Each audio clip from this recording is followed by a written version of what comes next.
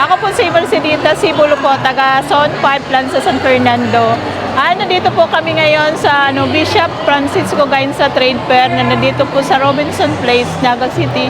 Nagtitinda po kami ng mga chips, ng mga BG's chips, ng mga sustansyang mga gulay na chips na para sa mga bata na pwedeng mga batang di kumakain ng mga gulay, pwede rin po sila makakain ng chips na may gulay. Ang presyo po namin ito is 50 pesos lang po bawat isa. Tapos po, pwede po mag-order sa amin o kaya tawagan na lang kami. May display din po kami nito sa Negosyo Center San Fernando. Support na lang po sa local products po namin na nito. Nagpapadala ka man online? Apo, nag-post ko man dito sir sa Facebook ko lang sir ng online selling to din po. Paano ang mode of payment? Ano po, minsan through GCash na lang sir. Through GCash? Through GCash. Pinapadala.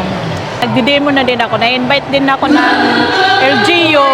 Nagdi-demo ako na ng dito. Tapos sa Shell Foundation sa Bumbol.